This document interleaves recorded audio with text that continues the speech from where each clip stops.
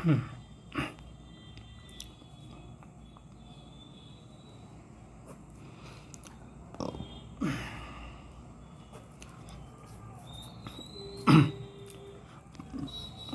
हम लोग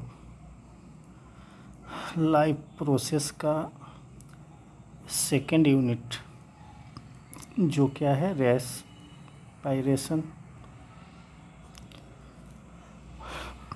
रेस्पिरेशन के बारे में जानना है। तो सबसे पहले हम लोग जान लेते हैं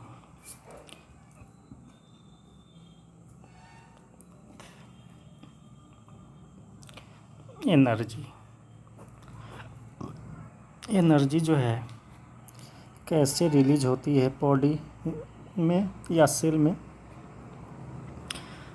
तो इससे पहले हम लोग डाइजेशन में पढ़े हैं कि कॉम्प्लेक्स फूड जो है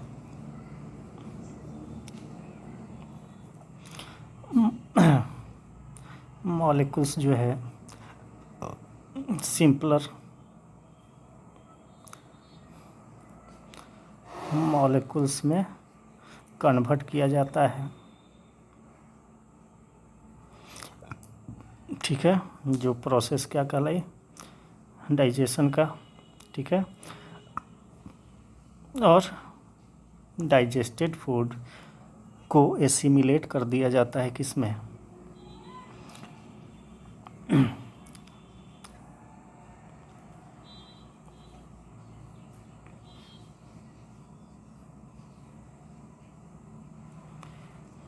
इन द सेल्स में उसे एसिमिलेट कर दिया गया, पहुंचा दिया गया।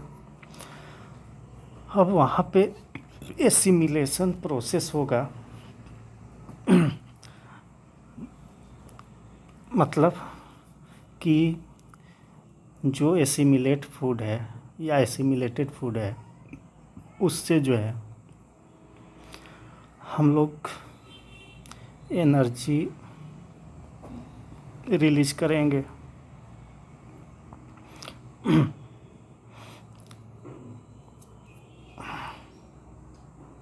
ठीक है, 1 minute.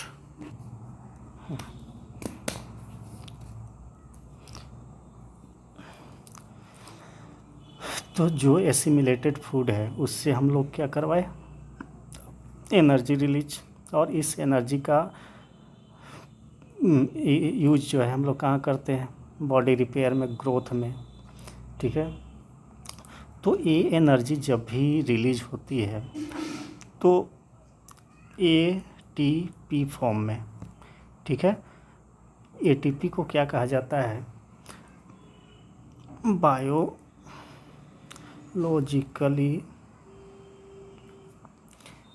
Useful energy.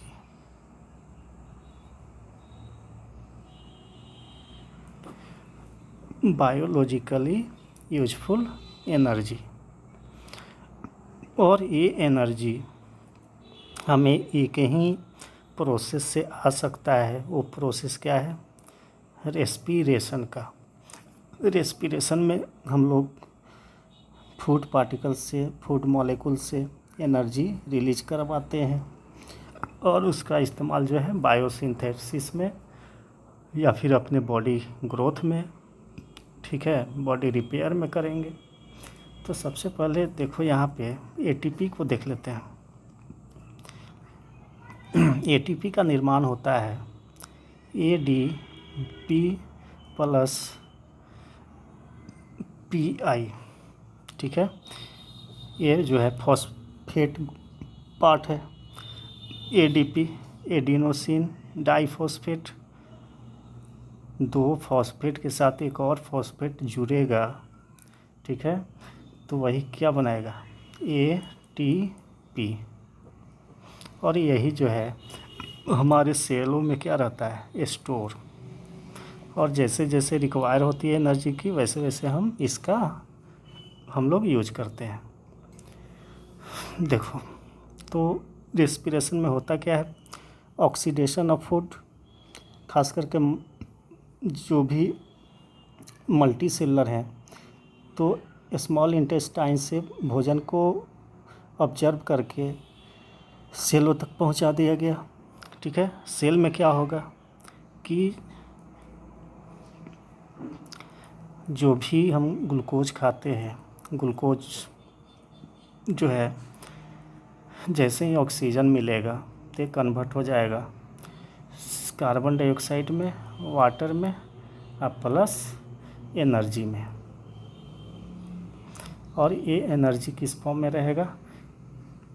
Store in ATP के फॉर्म में।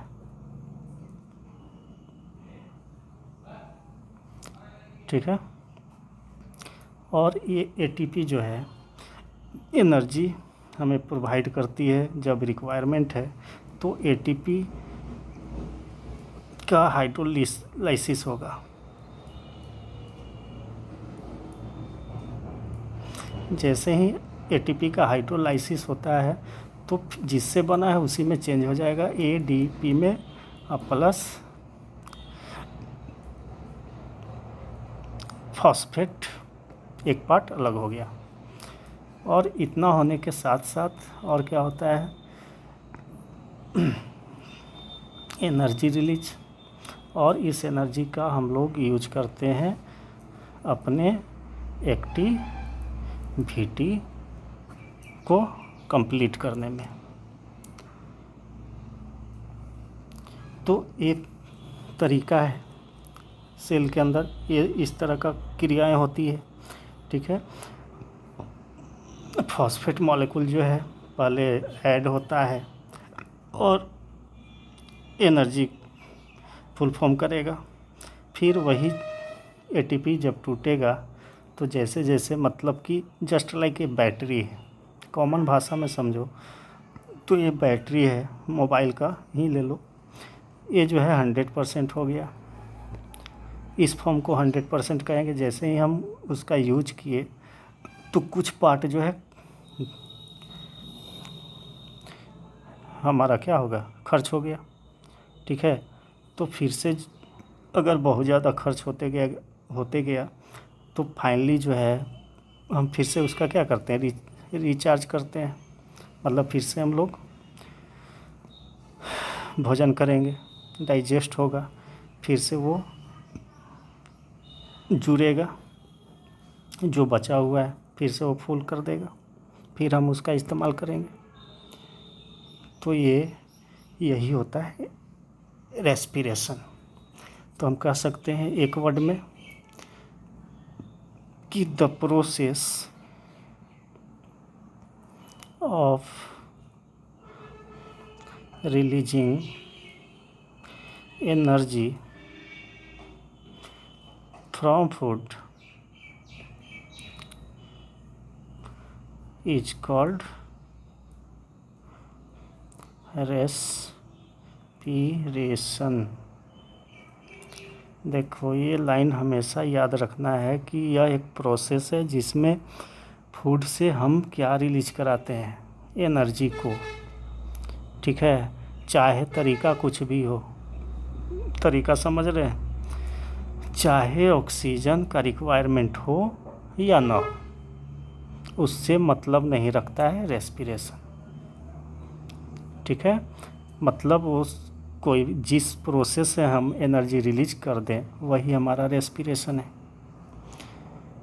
ठीक है, लेकिन मोस्टली जो है ऑक्सीजन की प्रेजेंस में होता है तो माइंड में ये बात हमेशा घूमते रहेगा। लेकिन ऐसा नहीं रखना है दिमाग में, सिर्फ इस बात को रखना है कि फूड से एनर्जी को रिलीज करना ही रेस्पिरेशन है। हम आगे देखेंगे कि किस कंडीशन में ऑक्सीजन चाहिए या नहीं चाहिए।